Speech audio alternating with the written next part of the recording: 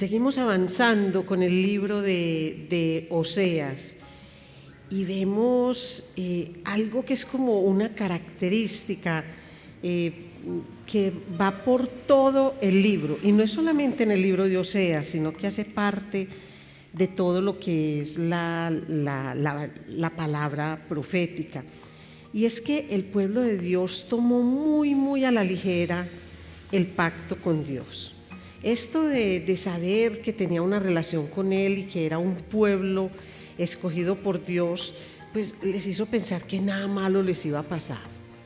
Si nosotros tenemos al Dios Todopoderoso, al Jehová de los ejércitos, al que partió el mar, nos alimentó, nos escogió, ¿qué nos va a pasar?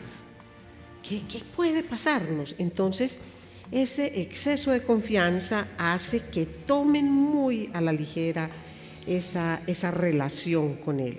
Entonces Dios advierte a través de Oseas y a través de otros profetas y les muestra que ellos lo que han hecho es darle la espalda a Dios, a ese pacto que Dios hizo con ellos. Y ese darle la espalda al pacto con Dios es lo que Dios llama adulterio y fornicación. Porque lo que muestra el Señor a través de Oseas es que la decadencia espiritual del pueblo era ascendente, todos los días era más y más grande. Y la verdad es que los pueblos sufrían esas cosechas de maldad, de mentira que ellos estaban sembrando. Ellos pecaban deliberadamente. No podemos decir que es que el pueblo no sabía, el pueblo era conocedor de la palabra, conocedor del pacto. Y ellos, cuando eran confrontados por la palabra de Dios, aparentemente se arrepentían, pero no estaba involucrado el corazón. Es decir, salían palabras de la boca y respondían con rituales religiosos. Llevaban animales en ese caso no al templo, porque estamos hablando en el norte, pero los llevaban a los 2 templos que les habían hecho, donde estaban esos becerros de oro, y decían que lo hacían en nombre del Señor. Es decir, ellos acomodaban el pacto como a sus propias necesidades y a su propia conveniencia. Ahora vamos mirando si eso fue propio del pueblo de Oseas 700 años antes de Cristo, o si es propio de nuestro mundo hoy, que ajusta a Dios, lo encasilla, lo define, lo enmarca dentro de lo que es su propio estilo de vida, llámese pecado o su propia conveniencia. Entonces, vamos a ver en los capítulos 8 al 11, vamos a dar un salto muy grande y no los vamos a leer. Yo les pido que escuchemos y vamos a leer algunos versículos, pero queda como tarea para un auditorio tan juicioso leer esos capítulos del libro de Oseas, porque tienen una riqueza maravillosa que al mismo tiempo que nos da una radiografía de ese pueblo, desnuda nuestro propio corazón. Muy bien. Y vamos a ver cómo, no solamente vamos a ver el comportamiento del pueblo, sino que vamos a terminar ese capítulo 11 en un corazón misericordioso de Dios, que lo lleva nuevamente a dar oportunidades y oportunidades. Vamos entonces a orarle al Señor que nos ayude en esta porción tan grande de la palabra. Mi Señor, son unos capítulos llenos de contenido, llenos de desafío a tu autoridad y a tu poderío. Señor, cómo me veo reflejada en muchos de estos aspectos, pero también veo con tristeza cómo es un reflejo fiel de este mundo. Ayúdanos, Señor, a entender tu palabra, a escucharla, a no tomar, Señor, tan a la ligera esa relación contigo, sino a darte el lugar que te mereces, no solamente con nuestros labios, sino desde lo más profundo de nuestro corazón, y que mostremos un arrepentimiento sincero cuando reconocemos nuestro pecado o cuando escuchamos que tú nos muestras la magnitud de nuestro pecado. Te lo pedimos, Señor, en el nombre poderoso de Cristo Jesús. Amén. Algunos dichos vamos a recoger de estos capítulos.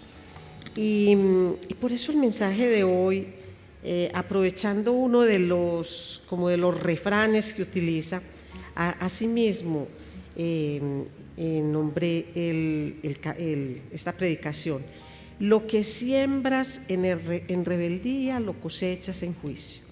Lo que siembras en rebeldía lo cosechas en juicio. Y vamos a ver dos tipos de idolatría, de rebeldía, que están manifiestos en esos primeros capítulos. Miren, cuando leamos los capítulos 8 y 9, vamos a ver que la rebeldía se manifiesta como la idolatría, y esa idolatría conduce al juicio. Ustedes van a ver eso en el capítulo 8 y 9 cuando lo lean completo. Dice así la palabra del Señor, lo voy a leer de la Biblia de las Américas, en el capítulo 8, versículos 1 al 4. Mira el Señor cómo es de maravilloso, cómo le dice a Oseas: pon la trompeta a tu boca. Como un águila viene el enemigo contra la casa del Señor, porque han transgredido mi pacto y se han rebelado contra mi ley. Claman a mí: Dios mío, los de Israel te conocemos. Israel rechazó el bien, el enemigo lo perseguirá. Ellos han puesto reyes, pero no escogidos por mí. Han nombrado príncipes, pero sin saberlo yo. Con su plata y su oro se han hecho ídolos para su propia destrucción. Entonces, mire, pon trompeta a tu boca, es decir, actúa como un vigía que da la voz de alerta a este pueblo que de ninguna manera quiere escuchar, y háblales fuerte. Ustedes saben que la trompeta, el chofar, todo este tipo de sonidos, según como fueran sonados, y valga la redundancia, le indicaban al pueblo que había determinado peligro. Entonces les dice: porque es que viene el enemigo, y el enemigo era Asiria, y viene como un águila. Cuando habla del águila, habla de la rapidez y la sagacidad con que el águila viene, pero esta vez no viene como en busca de alimento para llevarle a sus polluelos, como muchas veces el Señor se representa con esa figura tan hermosa, sino que viene para destruir. Entonces, pon la trompeta en tu boca, grita, tú eres el vigía, el atalaya, diles lo que les va a pasar, porque como un águila viene el enemigo contra la casa del Señor, porque han transgredido mi pacto. No, mire que claramente lo dice: y se han rebelado contra mi ley. Esa rebelía contra la ley de Dios, ¿cómo se traduce? En la idolatría. Recordemos que ellos adoraban donde estaban los becerros, pero decían hacerlo en el nombre del Señor. Pero cuando necesitaban que en las cosechas les fuera bien, ¿a quién le rezaban? ¿A quién le oraban? ¿A quién le hacían los sacrificios? A los Baales.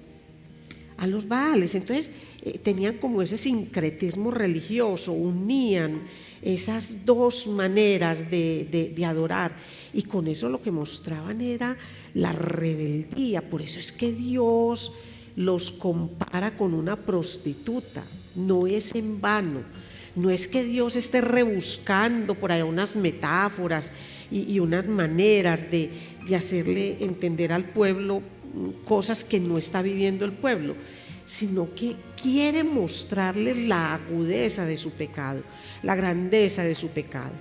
Entonces les habla de esto, y por eso les dice que como quebrantaron su pacto y su ley, porque no hay sinceridad en sus palabras, porque ellos están muy lejos de cumplir todo lo que el Señor les dijo, todo lo que el Señor ha hecho con ellos. Israel ha desechado como toda esa bondad que Dios le ha dado desde el principio, y el castigo es inevitable, el castigo es eminente y nosotros lo vemos. Aquí anuncia y si Dios lo permite, para el año entrante nos vamos a ir por son 12 profetas menores, nos vamos a ir uno por uno, mirando sus mensajes principales, donde hablan del día de la ira de Dios y donde hablan de todo esto que lo único que busca no es sembrar terror en el pueblo, sino moverlo para que cambie, para que actúe, para que dejen esa relación tan superficial con él. Mire cómo lo describe Isaías 29:13, dice: porque este pueblo se acerca a mí con su boca y con sus labios me honran, pero su corazón está lejos de mí y su temor de mí no es más que un mandamiento de hombres que les ha sido enseñado. Algo así como esto, vean, vayan al templo y lleven un becerro y vamos a calmarle al Señor la ira, hagan una ofrenda por el pecado, pero ¿dónde está la honra desde el corazón? Por eso es que él dice una y otra vez, y lo dice en Isaías: no, hastiado estoy de holocaustos de carnero, de los cebos de animales gordos, sus lunas nuevas y todas esas festividades que ustedes tienen, ese incienso y todas esas cosas que hacen, aborrecidas las tiene mi alma. Yo no quiero nada de eso, porque no son los sacrificios lo que yo quiero, sino ese cambio desde el interior de su corazón. Por eso es que dice: yo les voy a dar un corazón nuevo, voy a quebrar ese corazón de piedra y en su lugar colocaré un corazón de carne y en ese corazón colocaré mi ley. Entonces mire que utiliza a todos los profetas para hablar exactamente el mismo tema. ¿Qué era lo que hacían ellos? Mire, la idolatría se manifiesta en el pueblo como una deliberada rebeldía. Eso no era de cualquier forma, es que no, es deliberado crear el becerro de oro, es deliberado ir a un sitio, es deliberado lo que se va a llevar, son deliberadas las oraciones, son deliberados todos los actos. Y ellos decían conocer a Dios. Miren cuando en los primeros versículos que les leí decían: claman a mí, y aquí el Señor lo dice en una forma irónica, dice: Dios mío, los de Israel te conocemos. Ay, Señor, ¿cómo te conocemos? Pero Él dice: lejos están de mí. Dicen que me conocen, pero a mí no me honran. Entonces, ¿a quién conocen realmente? Porque cuando uno conoce al Señor, uno lo honra conforme a como Él manda, no como yo quiero, como yo pienso, como yo necesito, sino como Él manda. Y no se me hacen gravosos sus mandatos, es decir, yo no lo hago porque tengo que hacerlo. Quien sufre por darle a Dios la honra, el honor y por cumplir los mandatos de Dios, quien sufre eso debe detenerse un poco en ese camino, que lo vamos a ver ahorita, repensarlo. Y eso solo se logra en una intimidad con el Señor. Muy bien, mire.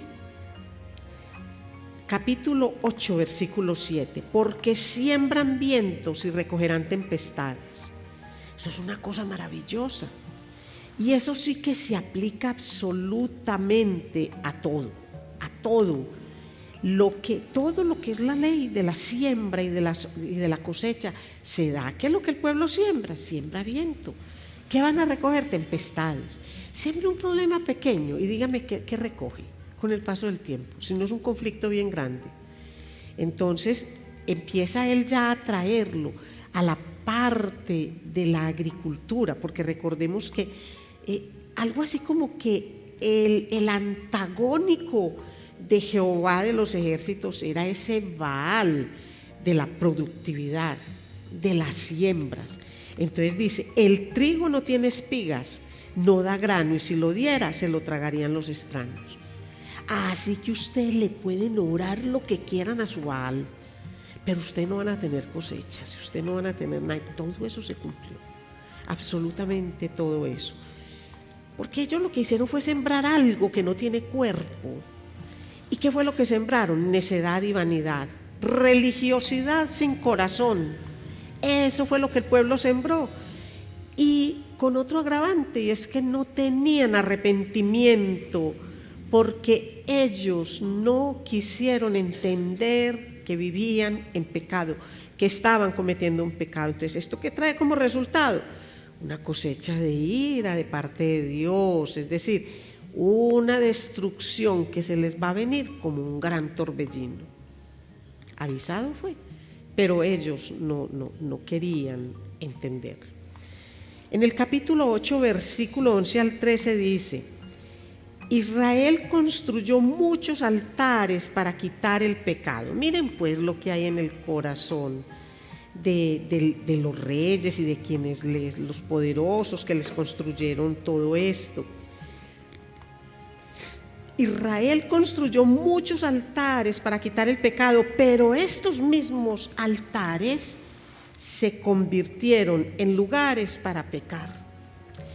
¿No les parece a ustedes que es absolutamente claro el lamento de Dios? Él le reconoce, sí, a lo mejor esa era la idea, pero todo eso que hicieron para quitar el pecado, se convirtió en los lugares donde realmente ustedes se prostituían, donde pecaban. A pesar de que les di todas mis leyes, actúan como si esas leyes no se aplicaran a ellos. Al pueblo le encanta ofrecerme sacrificios y se deleitan con la carne, pero no acepto sus sacrificios. Yo haré responsable a mi pueblo de sus pecados y lo castigaré. A mis amados, por eso es que un mensaje de estos no gusta. Y por eso es que cuando uno escucha las predicaciones de los libros proféticos, la gente baja como que decae el ánimo, pero absolutamente todo lo que Dios le advirtió al pueblo, absolutamente todo se cumplió. Ninguno de los cautiverios se dio en frío, porque sí, o porque una nación muy grande se enseñoreó del pueblo de Dios. No, es porque Dios mismo los trajo y entregó a su pueblo para que el pueblo sufriera, pero no para que se acabara, sino para que el pueblo volviera de corazón los ojos a Él. ¿Quién lo hizo? Un pequeño remanente. Esa es la verdad. Como todo en las cosas del Señor, esto no es de multitudes, es de pequeños remanentes que escuchan y ponen la palabra por obras. Vamos a leer un poquito de Deuteronomio, de donde viene todo esto del pacto y de la ley, porque miren, ¿saben algo, mis amados? Esto es más que cumplir la ley de Moisés. No matar, no robar, o venga y haga este sacrificio o el otro. Está centrado más bien en el pacto, porque el pacto es la palabra que Dios comprometió con un pueblo. Y eso es lo que tenemos que entender. Dios se comprometió con ese pueblo. Entonces le dice, en el capítulo 6 de Deuteronomio le dice: escucha, oh Israel, el Señor nuestro Dios, el Señor uno es. Amarás al Señor tu Dios con todo tu corazón, con toda tu alma y con toda tu fuerza. Y estas palabras que yo te mando hoy estarán sobre tu corazón. Versículos 13 y 14. Temerás solo al Señor tu Dios y a Él adorarás y jurarás por su nombre. No seguiréis a otros dioses, a ninguno de los dioses de los pueblos que os rodean. El Señor ya sabía a qué se iban a enfrentar. Versículo 25.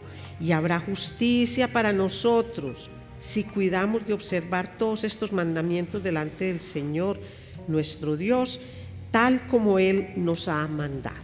Entonces, desde un principio está esto y mucho más. Ustedes pueden leer y deleitarse en lo que son las promesas de Dios para el pueblo, la manera como el Señor envuelve su pacto. Lo que pasa es que el pacto Dios todo lo da, pero Dios también todo lo exige. Con Dios no es un poquito.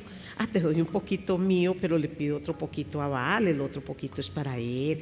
No seas tan egoísta, pero ¿por qué querer todo? ¿Por qué tan necio? porque Dios es celoso. Y celoso quiere decir cuidador, protector, defensor de su pueblo. Miren, entonces ya vemos cómo una de las formas de la rebeldía que sembró el pueblo y por la cual cosechó el juicio es la idolatría. Pero otra forma de rebeldía la vemos en el capítulo 10 y es el egoísmo. Es otra forma abierta de rebeldía y el egoísmo endurece el corazón. Capítulo 10, versículo 4. La gente habla palabras vacías y hace pactos que no tiene intención de cumplir. Así que la justicia brota en medio de ellos como hierbas venenosas en el campo de un agricultor. Yo escogí muchas cosas que tienen que ver con la agricultura, por lo que les digo, mis amados, que es que el rival, el enfrentado aquí contra Dios es ese Baal de la productividad, es ese. Entonces él le dice, la gente habla palabras vacías y hace pactos que no tiene intención de cumplir. Entonces dice él, ¿cómo es la justicia? Surge en medio de ellos como hierbas venenosas en el campo de un agricultor. ¿Qué pasa con las hierbas venenosas cuando crecen en medio de plantaciones? Las echan a perder. Saben que absorben nutrientes, todo, y tienen esa capacidad de dañar las plantaciones. Igual pasa con la falsedad y la doblez que corrompen la rectitud moral. Y eso conduce al juicio. Entonces, el egoísmo, que es una forma de rebeldía que endurece el corazón, cuando uno siembra eso, esa forma de rebeldía, ¿eso en qué se traduce? En juicio. Capítulo 10, versículo 11. Mire. Israel es como una vaquilla entrenada que pisotea el grano, un trabajo fácil que le encanta. Pero yo pondré un yugo pesado sobre su tierno cuello. Forzaré a Judá a tirar el arado y a Israel a labrar la tierra dura. Mire, una vaquilla entrenada que pisotea el grano, que dice, es un trabajo muy fácil, eso les encanta, eso de pisar ahí. Versículo 12, sembrad para vosotros en justicia, segad para vosotros en misericordia, haced para vosotros barbecho, porque es el tiempo de buscar a Jehová, hasta que venga y os enseñe justicia. Sin embargo, han cultivado perversidad y han levantado una abundante cosecha de pecados. Han comido el fruto de la mentira, confiando en su poderío militar y creyendo que los grandes ejércitos podrían mantener a su nación a salvo. Ahora los terrores de la guerra se levantarán entre su gente. Todas sus fortificaciones caerán. He leído desde el versículo 11 hasta el 14 del capítulo 10. Miren.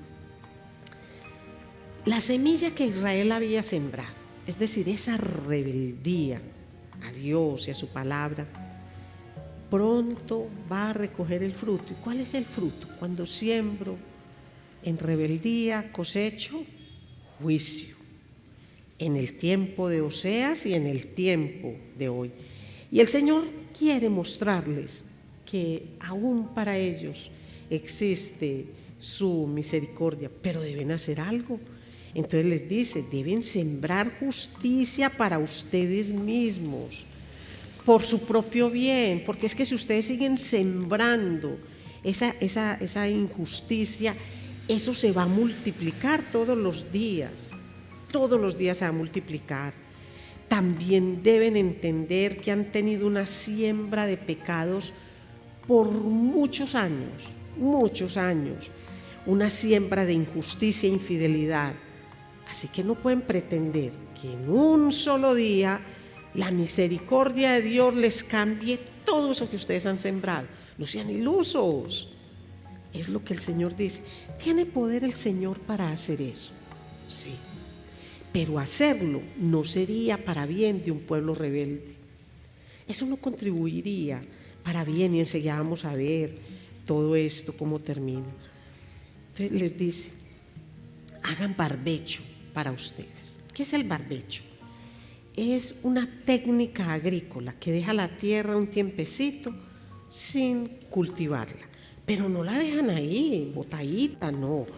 La aran y la limpian para que no se llene de terrones duros, para que no tenga impurezas, sino que se mantenga muy bien, para cuando sea el tiempo en que se recupere, puedan volver a sembrar y dé una cosecha muy linda. Entonces por eso dice, hagan barbecho, hagan el barbecho para ustedes, porque es tiempo de buscar a Jehová hasta que venga y les enseñe justicia, es decir, limpien sus propias malezas, busquen al Señor. Eso es hacer un barbecho espiritual, es hacer un alto en lo que yo estoy sembrando. Dejo de sembrar lo que estoy sembrando, pero le doy mantenimiento a ese terreno maravilloso que es el corazón que debo tener dispuesto para Dios. Le paso el rastrillo, que no tenga terrones, lo mantengo abonadito, y ahí sí siembre en justicia para Dios. Eso es lo que pide. Entonces, mire que todo tiene que ver con técnicas que son de la agricultura. A nosotros de pronto nos parece un poquito extraño que nos hablen de eso, pero vea que hasta de agricultura aprendemos, que el Señor de todo nos enseña. Para un campesino esto es muy fácil, ¿cierto? Lo entienden. En cambio, uno que tiene que hacer, bien citadino, empezar a leer, barbecho, ¿qué es eso? Pero como ¿por qué? ¿Y qué tiene que ver con la parte espiritual? Claro, el terreno de mi corazón, en el que yo siembro. Y si yo ahí siembro rebeldía, cosecho juicio.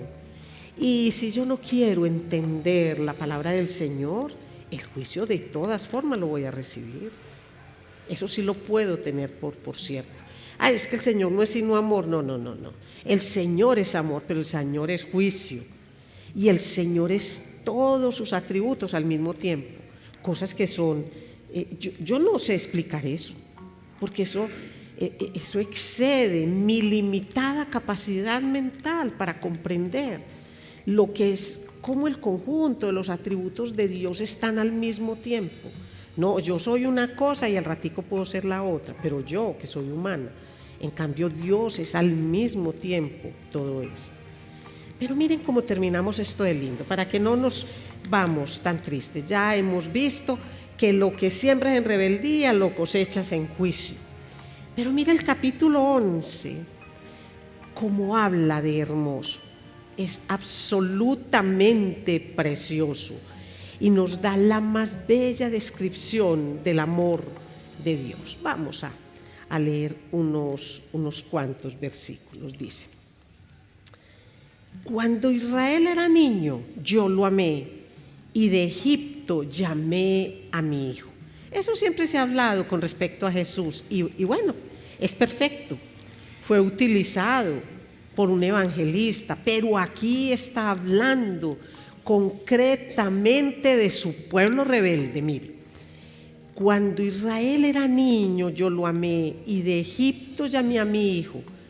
Cuanto más los llamaban los profetas, tanto más se alejaban de ellos, seguían sacrificando a los Baales y quemando incienso a los ídolos. Sin embargo, yo enseñé a andar a Efraín, yo los llevé en mis brazos, pero ellos no comprendieron que yo los sanaba. Con cuerdas humanas los conduje, con lazos de amor, y fui para ellos como quien alza el yugo de sobre sus quijadas. Me incliné y les di de comer. Miren qué belleza. ¿Qué es lo que está diciendo el Señor aquí? Miren, entre todos esos pueblos vecinos al llamado pueblo de Israel, cuando este pueblo era niño y era esclavo, el Señor lo sacó de la esclavitud siendo un niño, se lo trajo de allá. Miren, no escogió a Egipto, que tenía en ese momento la cultura más avanzada, ni tampoco le plació escoger a Fenicia, que era el más próspero en actividad comercial. ni se dejó impresionar por el poderío militar que tenía Asiria. No, escogió al pueblo hebreo, un pueblo de pastores nómadas, y más tarde un pueblo de labradores. No porque son grandes, no porque son inteligentes, no porque son muchos, no porque son ricos. Es porque yo los escogí para que sean diferentes y den testimonio de mí delante de los otros. ¿Se van viendo? Ay, eso para mí es una cosa maravillosa. No me escogió por ningún atributo, ni físico, ni económico, ni intelectual. Porque Dios se glorifica en lo malo, en aquello que rendido a Él sirve de testimonio para la grandeza de su nombre. Por eso yo fui escogido. Ahora piense cada uno de ustedes y aplique la forma como Él le habla al pueblo para cada uno de ustedes. Pero miren Dios como habla, como un papá, lo más querido del mundo. Sacó a su hijo de la servidumbre de Egipto. Egipto era un niño desvalido y le enseñó a caminar. Lo levantó como se levanta un niño, que se levanta hasta las mejillas de uno. Es que eso es lo que hace uno con un pequeño. El pequeño a uno lo mira y el pequeño no sabe caminar y uno lo ayuda y uno se inclina y uno lo levanta o se arrodilla a la altura del niño, mejilla con mejilla. Eso fue lo que hizo. Así como los campesinos cuando llegan de arar con sus animales, lo que hacen es que le quitan el bozal y le quitan todo eso. ¿Y qué hacen? Lo alimentan, le dan eso. Pero entonces mire la forma como él habla. Dice: yo lo tomé en mis brazos, yo llevé a Efraín. Recuerden que es la forma como él se refiere al pueblo de Israel. Yo lo llevé en mis brazos con cuerdas de amor. Yo no los llevé con unas cuerdas ásperas como se lleva a una bestia. No, sino como se lleva de verdad a un niño, pero desde su misma niñez. Desde que eran ese pueblo inválido, impedido, incapaz de valerse por sí mismo, mostraron rebeldía. Miren que desde el momento en que el Señor los sacó de Egipto, teniendo una absoluta dependencia de Dios para la alimentación, la protección y para todo, ¿qué hicieron? Sembrar rebeldía, rompían el pacto con Dios y practicaban el más infame adulterio espiritual. Eso es lo que este pueblo hizo. Pero con todo, recuerden siempre esto: fui yo quien le enseñé a andar. ¿Y para qué? Para que sus pasos fueran rectos, para que caminara por el camino correcto. Caminara, mire que no dice yo lo voy a llevar hasta el punto, no, yo le enseñé a caminar para que él mismo andara por el camino correcto. Y eso es lo que el Señor hace con nosotros. Y no conocieron, no se dieron cuenta de que yo los curaba. Es decir, así como cuando un niño se lastima, la persona que está cerquita al niño es la que lo cuida y lo alienta para que no le tenga miedo a volver a caminar, sino que se levante y continúe. Igualitico es lo que Dios hizo siempre con este pueblo. No eran los Baales los que hacían eso. Era Jehová, el único Dios vivo y verdadero. Por eso habla de esas cuerdas humanas con que los atrajo, cuerdas de amor, y no cuerdas de esas ásperas utilizadas para los animales de carga, no para eso. Versículos 7 al 9.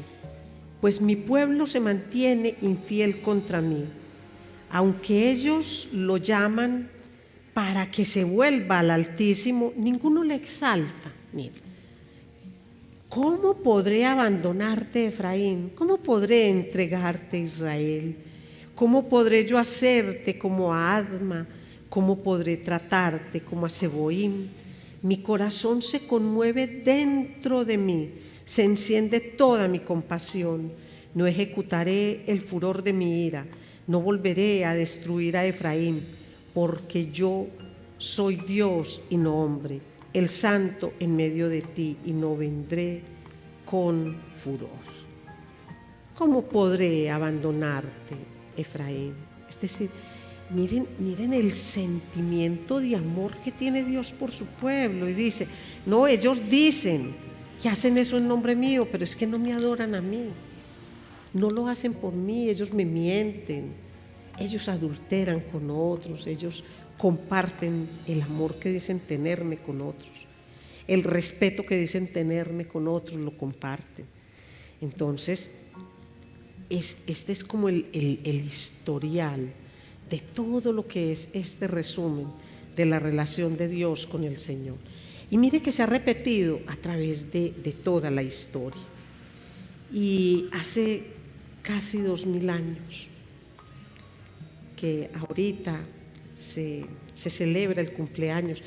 Nadie sabe en qué fecha nació, pero se celebra el advenimiento, se celebra la Navidad, se celebra todo aquello tan hermoso que es el nacimiento de la esperanza para todo este pueblo. ¿Y por qué se hace eso? Porque de tal manera amó Dios al mundo, nos ama Dios a nosotros, que envió a su Hijo, para que todo el que en Él cree no se pierda, mas tenga vida eterna, porque quiere pasar la vida eterna con nosotros. ¿Lo merecemos? No, pero somos amados por el Señor. Ahora, ¿qué es lo que nosotros sembramos? ¿Qué sembramos nosotros para el Señor? ¿Qué realmente es lo que nosotros le damos? ¿Cómo está dispuesto nuestro corazón para Él? ¿Qué esperamos de Él? Porque muchas veces a Dios se le trata como si fuera el esclavo nuestro.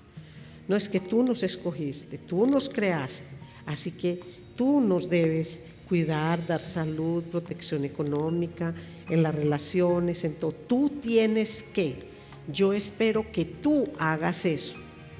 Por eso es que la gente declara. Yo declaro y ordenan y le ordenan al Señor un montón de cosas. No, hay que hacer como Job y suplicarle. ¿Cuál declaro? ¿Quién se siente como con la autoridad siquiera para decir que yo declaro? Cuando yo lo que digo es, Señor, tú decides, es tu voluntad, y yo me rindo ante tu voluntad. En eso tenemos que pensar, mis amados. ¿Qué es lo que sembramos? ¿Qué es lo que estamos sembrando para nosotros y para el resto del mundo?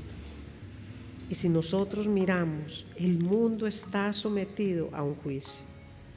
Y en ese juicio pagan aún los pequeños remanentes, porque nosotros sabemos que cuando un pueblo ha cosechado injusticia, eso es lo que se recibe. Cuando un pueblo como un todo cosecha la maldad, la mentira, ¿qué es lo que surgen? Los robos, los homicidios, los engaños, absolutamente todo eso, y todos sufrimos. Así que lo que debemos hacer es todos los días hablar con el Señor y disponer ese terreno para Él, disponer nuestro corazón para Él, hacer un barbecho espiritual con Él, que Él mismo nos ayude a revisar esa calidad de terreno que tenemos.